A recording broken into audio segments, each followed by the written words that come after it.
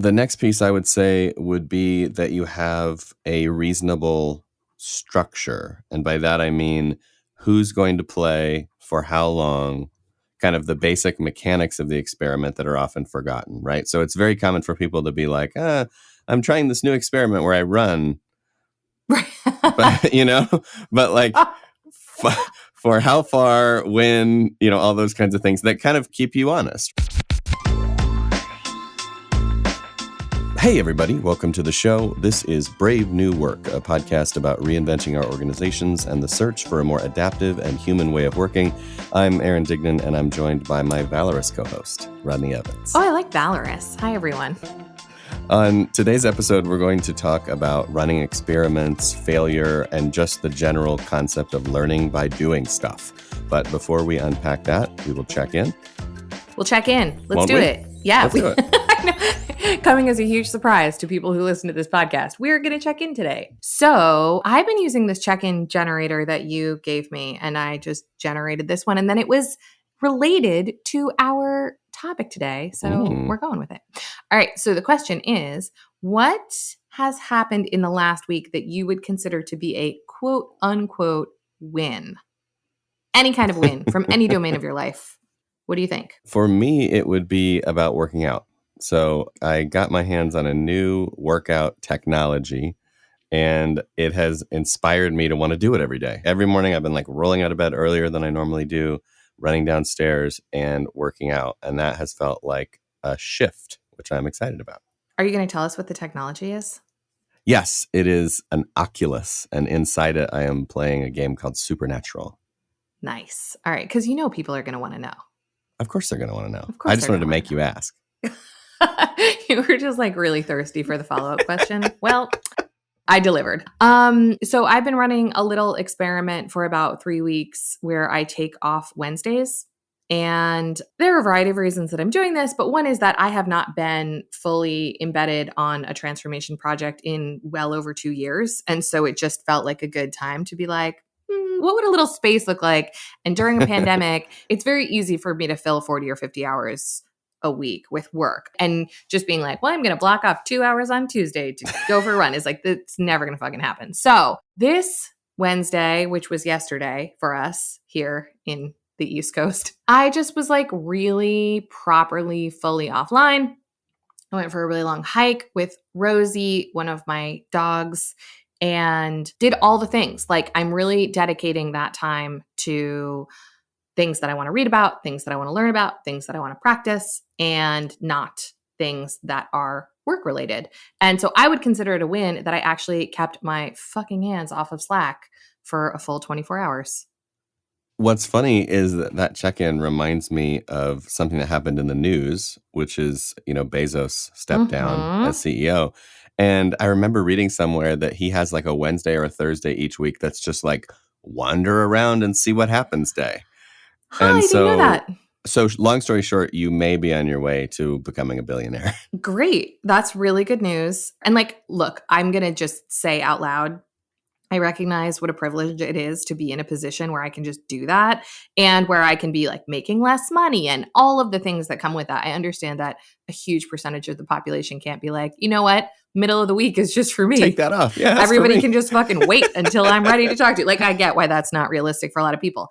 And that being said, in this time that things feel like a bit grueling, I'm certainly kind of at the end of my tether pandemic wise with just like my own anxiety and boredom. It feels like pretty revolutionary in terms of my mental health. So even though I know it's probably outside of the realm of what a lot of people can do, I also think back to other times in my life where like I never even thought about a possibility like that. And so right.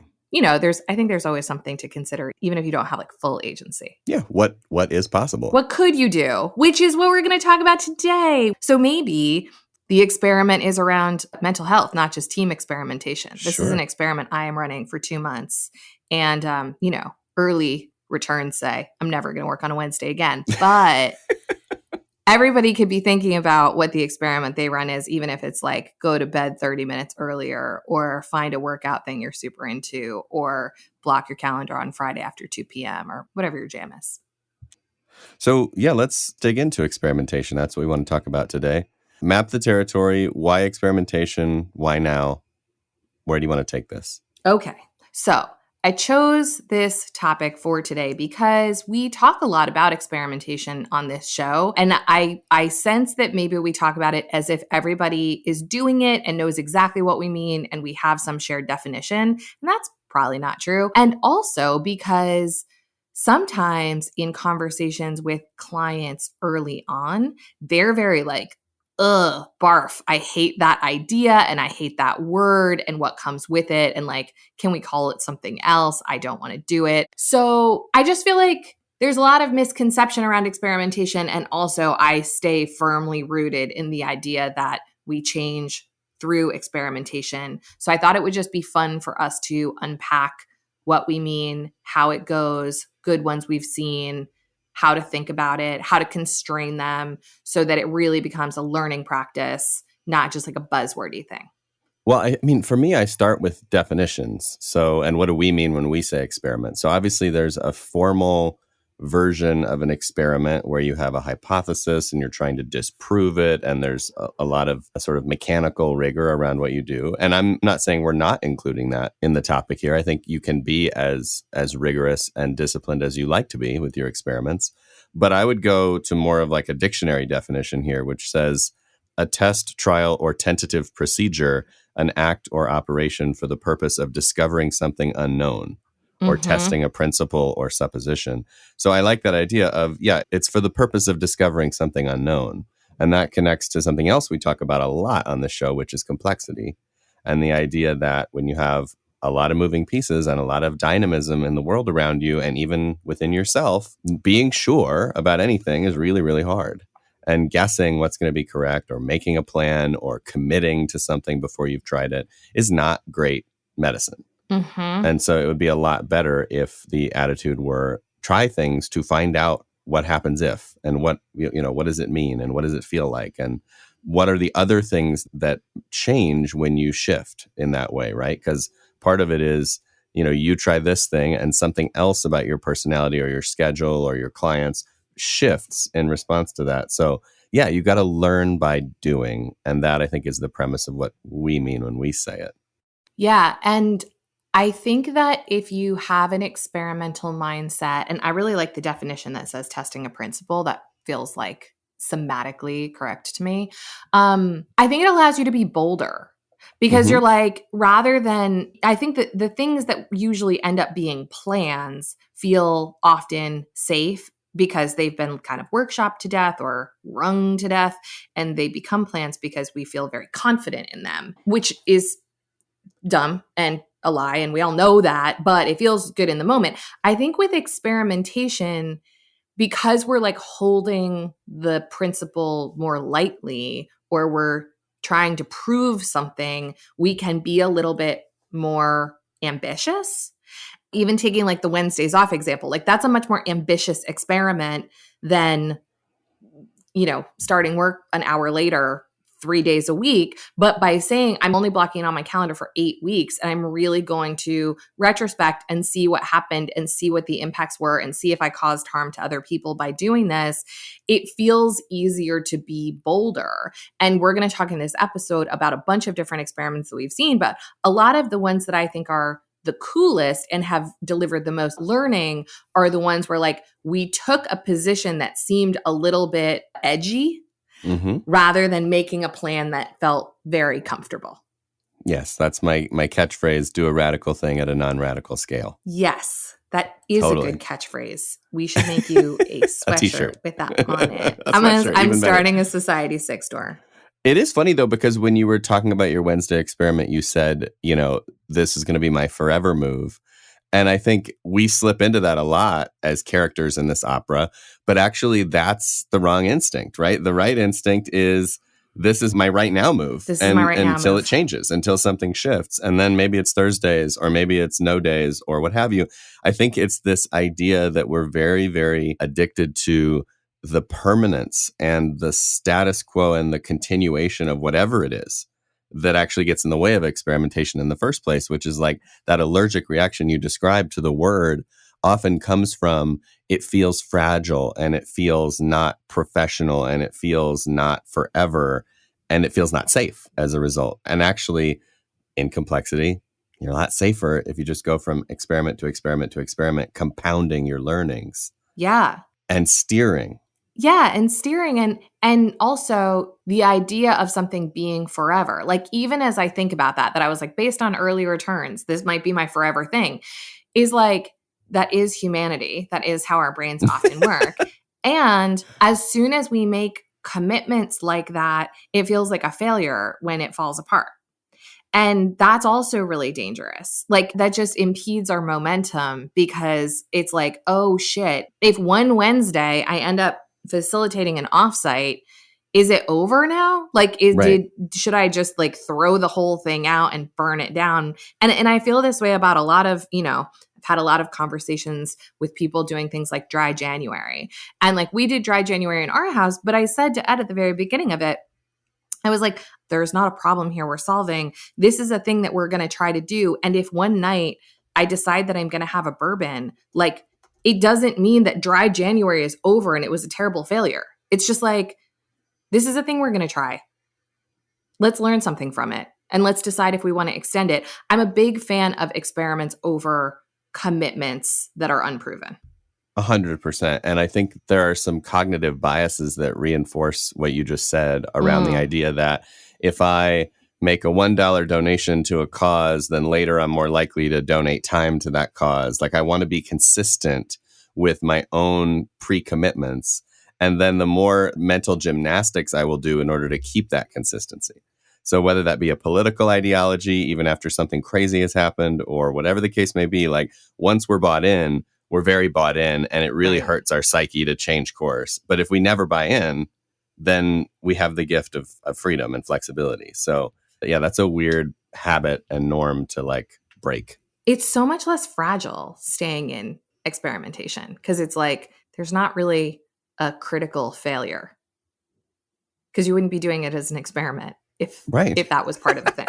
So in your opinion, if we were making a cookbook and we were making a recipe for the perfect experiment, what would the ingredients be? Well, maybe we can go back and forth on this. So I think the first ingredient is that the thing that you are going to test comes from you. It comes from your own passion, curiosity, tension. It is something that is emerging within you because then you're going to have the commitment and the ownership and the perspective to try to engage with it correctly. And obviously in science, there may be some exceptions to that, but I think it's a little bit dangerous in personal or professional experimentation to be like, somebody else thinks this is important, so I'll drive a big experiment around it. Yes. I think it is more interesting to at least feel that you are connected to the topic. Or the leadership move of they need to experiment their way into X. And it's like, they are not going to be that psyched because this was not their idea. So yeah, I'm totally with you. So come from a place that you give a shit about and also that you have enough ownership to do something with. The next piece I would say would be that you have a reasonable structure. And by that, I mean, who's going to play for how long, kind of the basic mechanics of the experiment that are often forgotten, right? So it's very common for people to be like, I'm trying this new experiment where I run, but like for how far, when, all those kinds of things that kind of keep you honest, right? So I think some kind of structure. It doesn't have to be overly mechanical, but something that allows you to know if you did it or not, and who did it. Who was meant to do it, I think is important. What else? What comes to mind for you? So yeah, I was going to say something around a time horizon. So I'm a big fan of 8-week cycles. I feel like whether you're talking about an experiment that a team is running or an experiment around working out or whatever, it can't be too short because like you have to give an experiment enough breathing time and enough reps to know if it's working and to sort of get through the dip of like unlearning or discomfort or novelty or newness before you get to the good stuff. So like, running is a great example as a person who's run on and off for my whole life. It's like when you go back to running, after a period of time, it sucks and you suck at it. So it's like, you know, being like, I'm going to do this experiment for 1 week. Well, like that week is hell. So that's dumb. Give yourself 8 weeks on whatever you're doing. And also, especially if it's something that a group is committing to, it's like, assume and understand everybody is not going to come to learnings and insight at the same pace. So you've got to have enough runway for everybody to get some juice for the squeeze. I mean, I would probably augment that by just saying, ask yourself how long it's going to take to know. Yeah. Because there are some things that maybe are shorter, right? Like you could be like, I'm going to cook this new breakfast 4 days in a row, and that might be enough to know. But then there are other things, to your point, like running, where it's like, it's going to take weeks and weeks and weeks to know. And so I think that's, 8 weeks is a great default. And then if it doesn't feel right to you, ask the question, how long will it take to know? My only watch out is that people always think they know sooner than they do. So people think 4 days into cooking that new breakfast, they can make an assessment. But what they don't yet appreciate is that they don't have mastery over cooking that breakfast. So it still seems hard. And like, how often do you see a team that does something like 3 action meetings over 3 weeks and goes, we got it, and we don't like it? And it's like, you actually don't got it, which is why you don't like it, but you're not far enough into this yet to know that. So I totally agree with you in terms of horizon variability, but also know that like the human condition is to be like, yeah, I think we've attained mastery. And like, that's the very moment where you have conscious incompetence. Just keep going. Just like do it longer and assume that you don't fully know yet. The other thing along the sort of constraint line is sizing. Mm-hmm. And this is the thing people get so wrong, which is just the number of things people try to test at one time and trying to like wrap that all, like, you know, a new team dynamic is not an experiment. An experiment is one tool you're going to use, one meeting type you're going to use, one working agreement that you're going to try on, one trade-off that you're going to make, one new workflow that you're going to test, one new breakfast that you're going to eat. Like, you can't just go like, my experiment is to like be a more positive person for 8 weeks. Cause like, how would we ever know if that's the thing?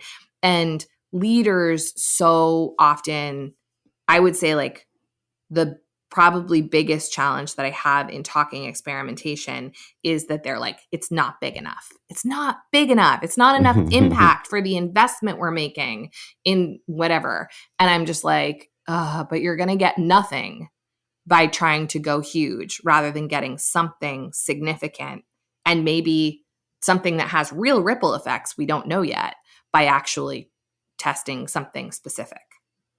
So I live that and love that. And also there's a criticism in our space of that, which is that the kinds of changes we're talking about how we show up and how we act and think and decide together are so interconnected that if you just change one part, the system may eat that part. It might just be like, well, we can't just do feedback differently, but have the same power structure and the same rhythms and the same meetings and everything else, or it just won't work. Yeah. How do you reconcile those two things? You know, org design is all about paradox. So how do you live with that paradox?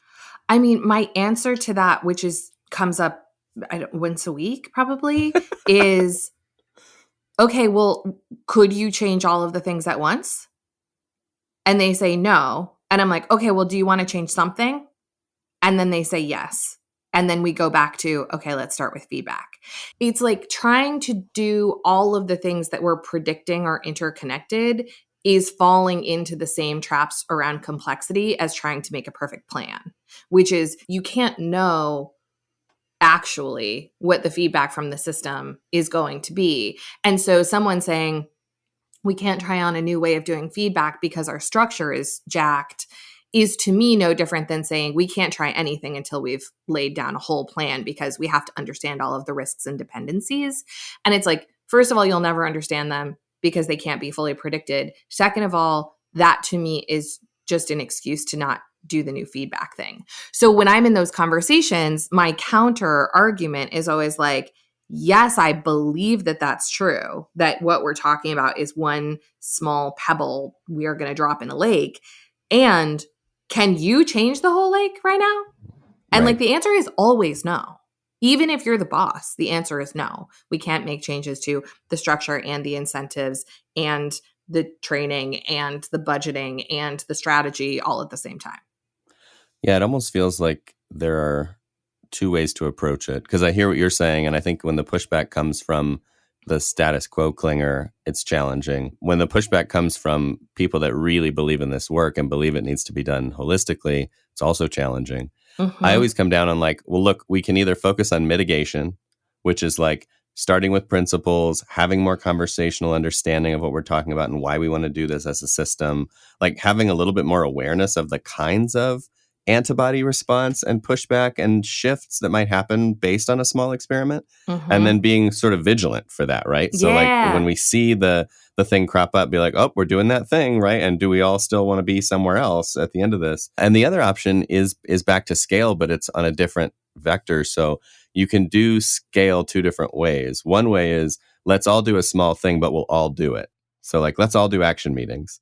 But the other way is let's just take this one team and change a bunch of stuff with them more rapidly because they happen to be the team that's ready. They have like a certain willingness or a certain mindset shift that they're like, look, let's go. Like we're Yeah. ready to break stuff.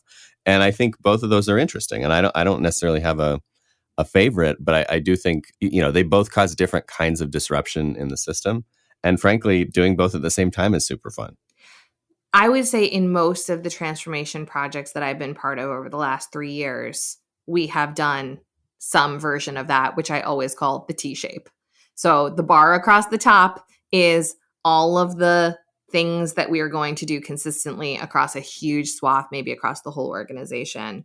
And the bottom vertical part of the T is the smaller group that's going to try a whole bunch of stuff. Right. Again, though, not all at once. We're not going to do all the things at one time. Just faster and more, and with the intention of having that group be sort of the model of like trying stuff. It's great to have a little lab somewhere where there's nothing that's kind of off limits. And usually in large organizations, it's pretty easy to find that group because there's usually like some weird crew of misfits that are already doing things differently. And they're like, yeah, you can mess with stuff here. And we've talked before on this show about going to the place that is really dysfunctional versus going to the place that is working well and wants to be even more radical.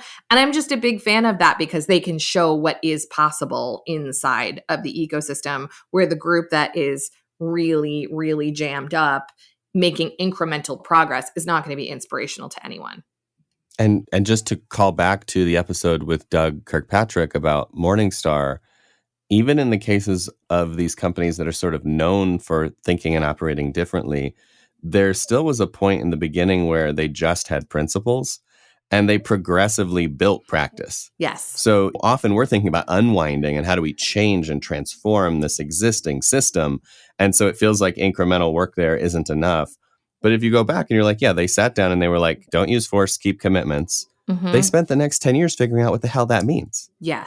They didn't write it all down and say, like, here's the practice in every part of the canvas. No, they figured it out by trying stuff. And that what they compared it to were the principles.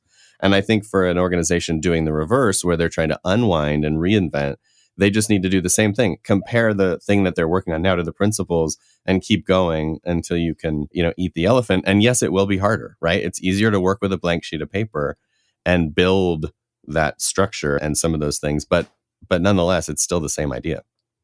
Yeah. And I don't know if I agree that it's harder with a group that already has stuff in place. I think there are pros and cons to both. Certainly having a ton of tradition and organizational debt that's really calcified makes making these changes difficult. Working in organizations that don't have stuff and are trying to create it, though, to me presents a different kind of issue, which is they are not yet anchored at all into any shared understanding of what doesn't work. So I sometimes find when I'm working with a company that knows what their principles are and are trying to figure out practices, there's a tendency to argue from a position of where we came from before, rather than having coherence. It's like, well, we tried that for a year. That sucked. What are we going to try instead? So like, I actually see pros and cons to both. And to me, the most fun and I would say, quote unquote, easiest, it's always hard in a different way, but the easiest transformation work I've done was with a CEO who was like a 3-time founder, had a company that was about 10 years old, had grown a lot, had tried a lot of stuff, and had come to this work being like, we're really ready for this. Like they had reps and they had infrastructure and they had process, but they were also dissatisfied, and it was still flexible enough to mess with. Totally. And that was the place where it was like, okay, let's do compensation experiments. And they were like, here's 4 ideas. Here's the one we want to do. We'll call you in 3 months and tell you how it went. And I was like, great. Good for you guys. So yeah, I feel like there's kind of a sweet spot in there.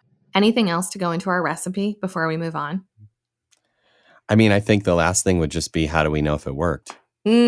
So having some sense of, what are we looking for? What will the signs be? What matters to us in terms of the discovery?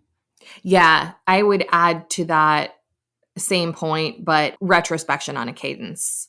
It's got to be in the mix, especially if you're sort of the steward of the experiment. I feel like it's really easy to get into your own head and just be like, I know what's happening. I know what's going on. I don't need any retros. I think it's really helpful to have something. I find like once a month retros on something we're trying to be really, really useful and really helpful. And even like we did a retro recently at the Ready about a compensation practice that we use. And I would say there wasn't like a ton of stuff there. And then systemically, a bunch of new stuff came up after it. So it's like if you do a retro as part of experimentation and it feels like you don't get any data that is surprising or controversial, you may have just not seen what that is going to create yet. Right. Just wait. Just like hang back for just a minute and see if just having had that conversation makes a bunch of people go like, hold up. Wait, actually, like, because, what a retro sometimes does is just provoke us into thinking about something that we haven't thought about. We might just not have those insights in time to contribute them in the moment. We have a recipe. It's written. It obviously makes perfect cookies. What are some of the best and worst experiments that you've seen in our work, like in org design work, either internally, at clients, in the world?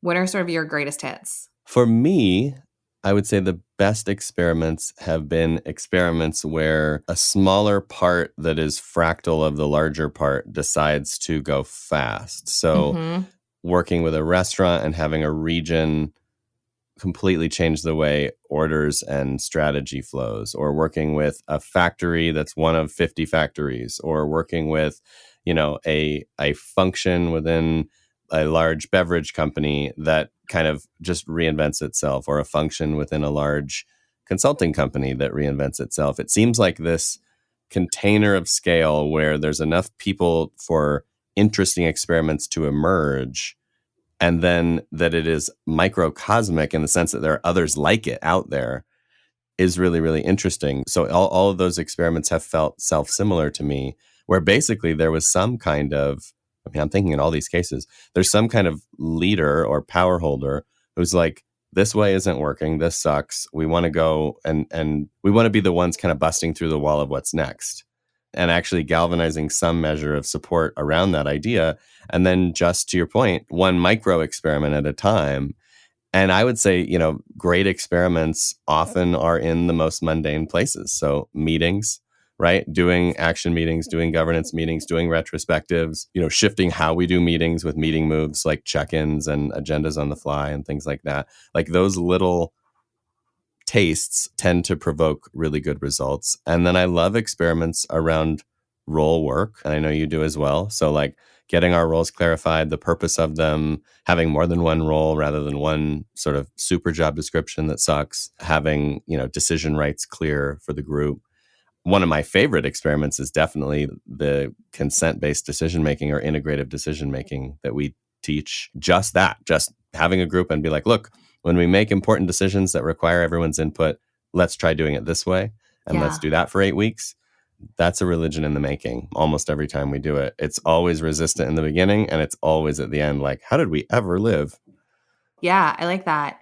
I have a couple that are pretty specific in mind that maybe just like hit a little bit of a different note. So, one is I love experiments where the thing, the tension that has been caused Hmm. is because the right cross functional people have never gotten into a room to sort something out and they fucking hate each other. Yeah. Because there's like, I've been in more than one thing where there's a workflow that has a bunch of handoffs. This always happens in supply chain. If you work in supply chain management, call me because I've learned so much working in and around supply chain.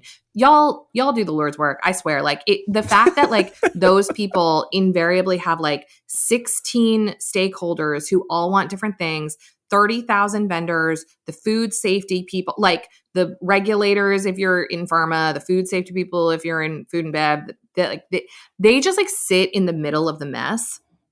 And everybody's mad at them all the time because the finance people want them to improve margin and the customer facing people want better product and the vendors want a better deal. And like everybody wants something from them and then they just sit in the middle of it. And I've done work with supply chain teams in a bunch of different places and they tend to just be full of lovely people who probably because they have to like negotiate all day with people who are mad at them. They have a Mediators. they have a really lovely way of being in the middle of conflict. But I often find if there's a particular pain point that just feels intractable and we get all of the players into an operating rhythm where we just unblock it little bit by little bit by little bit, you will see a thing that's been kicking around the place for 3 years get solved in less than 8 weeks. And everybody just feels so happy and so proud of themselves. And then they don't have to just continue to carry this burden. And look, I'm not in any way saying like, those people are incompetent for not having gotten in the room together. There are often a lot of reasons that hasn't happened. And it's only when we have this specified need that we do that. Well, it's a structure experiment in the micro because what you're saying is basically, for whatever reason, these people do not have direct contact with each other on a day-to-day rolling basis because the work they do is overlapping, but somehow the structure is not allowing that. Often, by the way, because, for example, we had a client where the two organizations that needed to work together the most were literally on different floors or in different buildings. And that is structural design manifesting in real estate.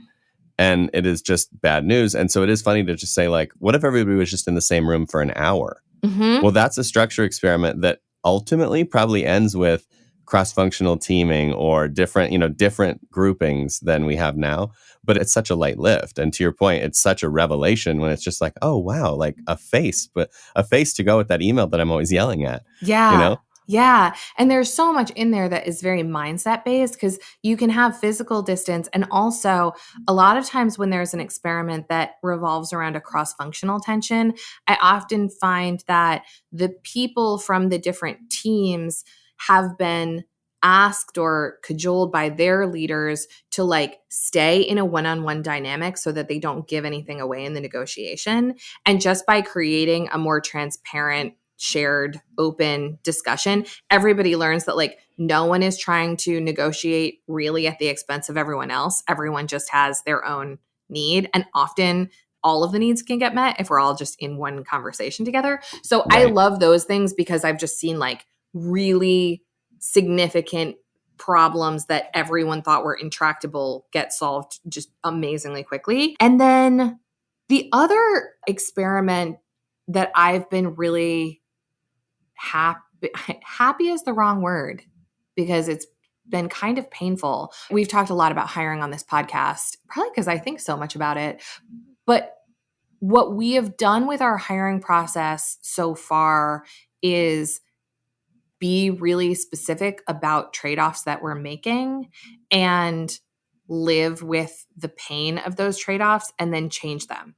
And we were holding a hypothesis that we came to collectively about biasing toward having, I don't want to say a lower bar, I want to say a lower wall to becoming a prologue member, an early member, and figuring stuff out by doing real work together. And that was a trade-off that we chose. We basically said, we're going to shorten our interview process. We're going to keep it really tight. We're basically going to have like a no objections way of becoming a Prologue member. And then we're going to figure this stuff out in the first 6 months. Yep. And what we found through doing that is it's entirely possible, but it's a lot of investment, both for the Prologue member and for us, to work together for 6 months only to figure out that something is not going to work out. And so I use that as an example of a pretty bold trade-off to be like less quote unquote vetting from both sides up front, more inclusion, bigger tent, figure it out later, that I would say is not working. And we're going to change. We're going to try it. We're going to test a new hypothesis in the next trimester because we learned a whole bunch of things. And so that's why I say it doesn't make me happy, because with experiment comes failure, but it also is the right thing, in my opinion, if you're trying to do something new and you don't feel like other people have it figured out and you're trying to figure it out in your own context, you have to choose real ass trade-offs and then really ass live with them. And then when they suck, be like, okay, well, let's flip it. Let's try it the other way around and see what we get then. Well, and this comes back to optimization, which is something I talk about and draw about a lot back when I used to do in-person workshops. When you are navigating a fitness landscape, which is what an evolutionary biologist would call all the possible things you could evolve into, there are peaks and valleys. And whatever you're standing on top of is the current peak that you have. It might be the highest one in the whole mountain range, or it might be really low. But the only way to find out is to crawl down and then back up another hill. And so you literally have to like go down to go up. And what is funny to me is this all boils down to time frame. Like we were talking about a couple episodes ago, optimizing for what and for when. If you want to optimize for this year's results, you're going to have a really hard time doing the kind of experimentation you just talked about. Yes. Where you might dedicate 6 months to a real swing, a dangerous swing, and a unique swing, and then find out that it doesn't really work for you, and then do it again and again and again. But if you're optimizing for the decade or multi-decades, like some of the great entrepreneurs of our time do, then that's fine. Like what's 6 months in a 7-year time horizon if it means that you land at the highest peak in the game? And I think that's what this boils down to, and that's why it's so important to be aware of your context. Yeah. How at risk are you? How much can you risk? You're at the betting table. And that's true of anything, right? Like, am I willing to risk my mornings by working out for a week or not? Am I willing to risk sleeping in? Maybe I am, maybe I'm not. But it all depends on how much sleep am I getting? And maybe I can risk it because I'm doing okay. Whereas if I work the night shift at the ER, I'd be like, I can't risk it. Like, I can't those 4 hours are all I've got. So I'm not going to risk them. So I do think there is this analysis of your situation that goes into the experiment. And I have heart for organizations that are willing to risk more in search of more principled ways of working because the long-term payoff is so big. Yeah. Yeah. That's very comforting. And if I think about that as the foundation for the example I just gave, in my mind, the Ready is going to be around for a long time. And we are figuring something out that I don't think anyone has figured out. And I want it to be the way forever. So like, if it takes us 5 years, we're in year 2. If it takes us 5 years to get to a point where we're like, yeah, we're fucking nailing this. I can live with that because I know what doing this work in a short-term way looks like. And I know that it's deeply unsatisfying. Totally. But that does not mean that in year 2, when one of your hypotheses doesn't prove out, it doesn't feel bad, because it does. No, of course it does. And it also doesn't mean that nothing is good until year 5. I think what people miss is, Absolutely. Look at something like compensation at the Ready. We've been through 6 iterations. So many. We're definitely not at the highest peak yet. But like each time we've learned something, and each time I feel like it's gotten a little bit better, or we've like mapped the territory more. So you do feel progress, even if you don't have mastery, even if you're not sure about the location. I do feel like every experiment lends itself to this feeling of we're starting to understand the space and what the possibilities are. So much so that I did some compensation work for a nonprofit this year, and off the top of my head built a matrix of like 18 variables and the choices within each one. And then I stood back and I was like, damn, that kind of fell out fast. Like I just was able to like be like, it's this and this and this and this and this and this. You make these choices in each one of these things, and that's your recipe. Yeah. your compensation strategy. And that was only through our flailing. Yeah.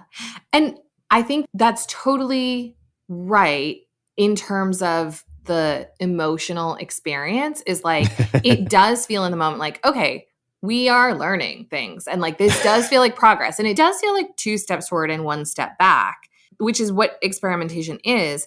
And in the 1 step back, whether you're talking about like compensation at the ready is a great example. There has been a lot of emotional discomfort and pain around that topic. So it's like we can take the macro view and be like, on balance, we are getting better every trimester with the tweaks we're making. And the reason we're making those tweaks is because people are experiencing pain. Yeah. And like that's what it. experimentation is, which like I say this and sort of like click into it because I really like the analogy around mountain ranges.